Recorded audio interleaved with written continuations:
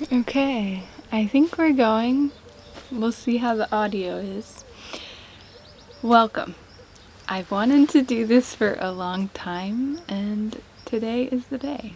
So, welcome. My name is Bethany. I am from the US, from New England, and I currently live in Poland. So, I met my husband in Boston, but he's from Poland, and we moved here a couple years ago. And we have been living in Poland for about 3 years, and when I first moved here, my sister taught me how to knit, and I started knitting, and I found this local spinning mill that got their wool from the local sheep in Zakopane, Poland. So we were living in the southern part of Poland in the mountains, beautiful region, so gorgeous. We would walk to get sheep's what is the word?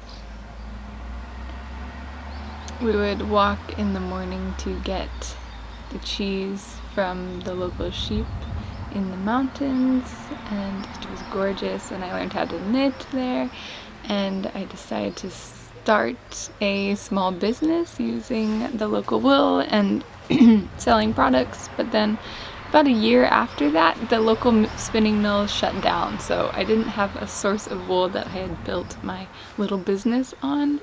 And right now I'm processing the last of that wool. I have a small market coming up. It's my second market ever. I did one last summer in the US and learned a lot. And I'm doing another one in early August this year in the US as well. And I'm working through the last of my Polish wool.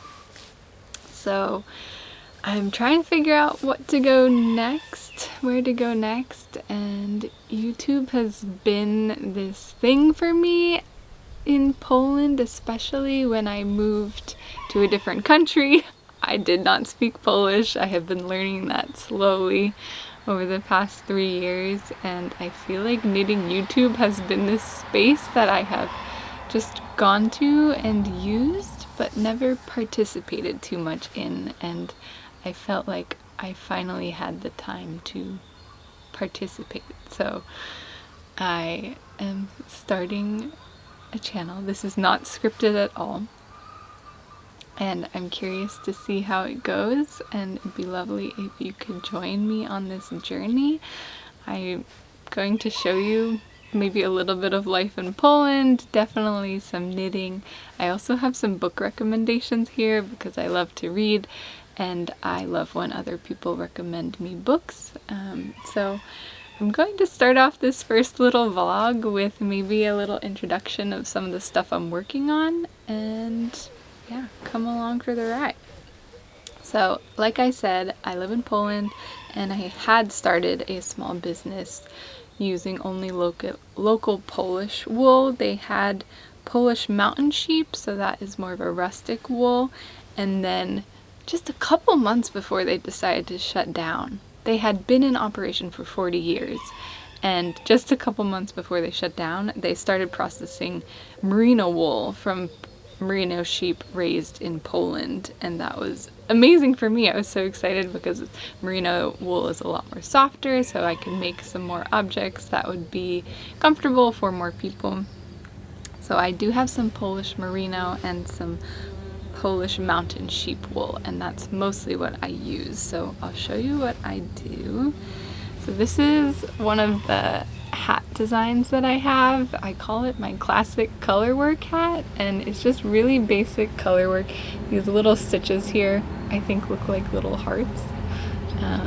And what I did is I used the merino wool here. It's the white is the merino wool because this is the material that's on your forehead, so most people have sensitive skin, especially on the face and neck, so I use the Polish merino on the forehead. And then the dark color is actually the Polish mountain sheep wool, so it's a lot more rustic and coarse feeling, but unless you are bald, you shouldn't feel it too much. So this is my compromise of using all natural wool. We have the merino on the forehead, and then the Polish mountain sheep is the dark color here. So I also make it with a pom-pom. And I've made it so it's removable. I just go inside, I don't know if you can see, and I have a little tie here, and you can untie it or tie it and then remove the pom-pom if you would like. So last summer at my fair, my market that I participated in, I sold a lot of these hats. So I'm trying to use up my last of my wool, and I'm making a few of these hats. And it's a folded brim here. I did a lot of testing in the winter in Poland when I first started knitting, and the wind there has a specific name when it's really strong. It's called halny, which is like this really incredibly strong wind that comes through the mountains sometimes.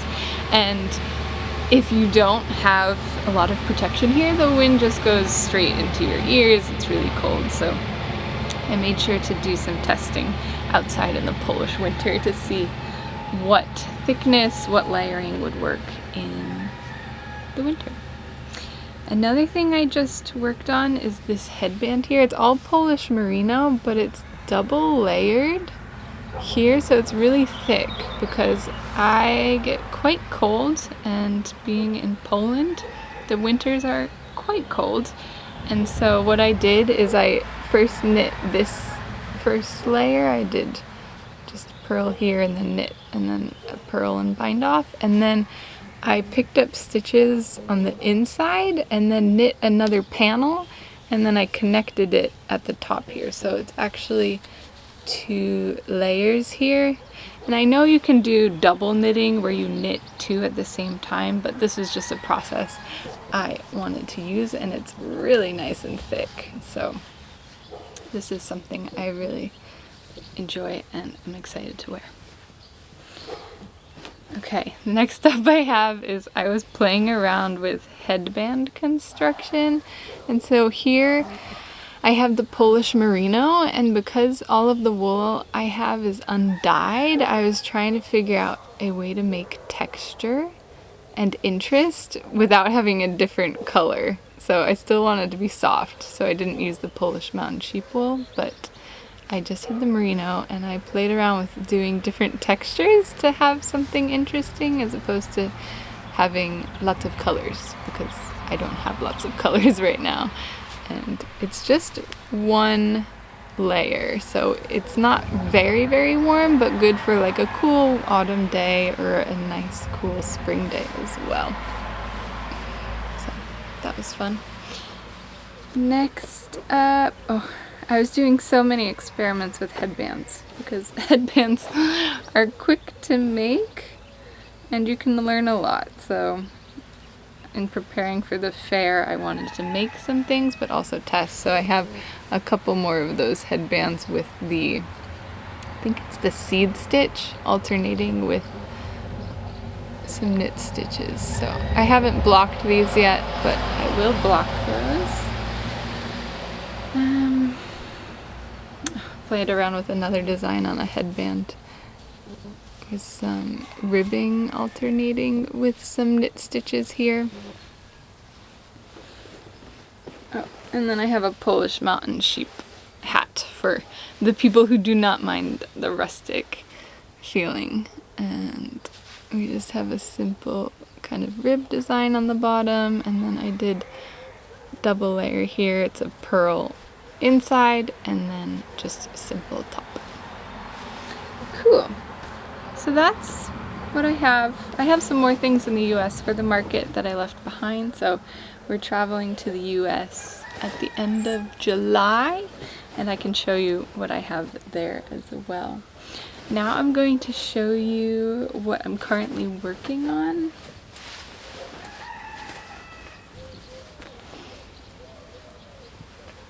Okay, so I finished these 2 panels yesterday, and I have, this is just Polish mountain sheep wool, so it's quite rustic, quite coarse to the feel, and I have 2 panels. And what I want to do is make a double-sided pot holder, and I kind of like the back side of it as well, so I don't know which way I want to combine it. If I want to have the solid stripes on the front, and then on the back have the back side like this. I'm going to do an I-cord edging in black all the way around. And I can't decide, yes, if I like the solid with the back, or I can do solid like this. I could do solid, the stripes this way, and then stripes vertically. I don't know, there's so many options. I could also do the back side on both sides, so expose the back side like this. Tell me what you think in the comments. I'd love to say hello, hear your thoughts. But there'll be a black I-cord edging all the way around, and then I think probably a loop. So I'm excited to work on this. Perhaps it could be my first pattern. Let me know. What do you think? But it's extra squishy, and the hands are usually pretty comfortable with more coarse feeling, so as opposed to having rustic wool for a hat. So I'm pretty excited about using the mountain sheep wool for this design here. That's what I'm currently working on. And I think I just realized the rooster is crowing. I'm so used to living in rural Poland now that I don't pay attention too much to the sounds, but yes, there's a rooster and some chickens as our neighbors. I don't know if you can hear them. There's also a train that will go by occasionally. There's a forest over here, so I can take you for some walks. It's almost mushroom season. I mean, it's almost always mushroom season, but there's a specific mushroom that grows in, I think starts growing in July. So I'll definitely take you on some walks, take you with some knitting, take you on my travels around Poland and to the yes, and yeah, I'm excited. I'm going to finish off today with giving you a book recommendation. Let's see. This was one that's on my shelf. I finished it last year, I think, but it's On Time and Turtles by Cy Montgomery, and really lovely story about two people who are working in New England to rehabilitate turtles. So great story into the work they're doing. I learned a lot about turtles and their history and their personality, their age, and how much mending and healing they can do on their own. Amazing story. So I recommend this one here if you're looking for a nonfiction story. One I very recently finished, I think it's a little bit older, but it is called There Are Rivers in the Sky by Elif Shafak. And wow, the storytelling here was amazing. She kind of wove these different stories from different times into this larger narrative, and I didn't know where it was going, but everything was so beautifully described, and you get a lot of insight to different, human emotions and how people deal with different situations. And yes, highly recommend this book, There Are Rivers in the Sky. And then lastly, I'm almost finished with this one. This one's a little old. I think it was published in 2011. Yeah, 2011, but it's called The Song of Achilles by Madeline Miller. I had read her book Circe and really enjoyed it, and so I got to this one, and as you can see, I'm almost finished.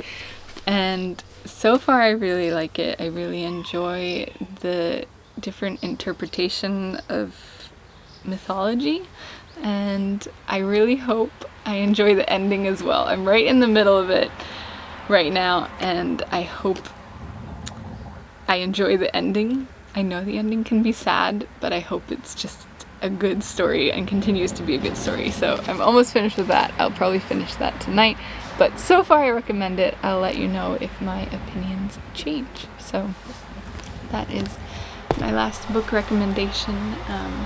Thanks for being here. This is something I'm excited to do, and I hope you can join me here, and I'll see you next time. Bye.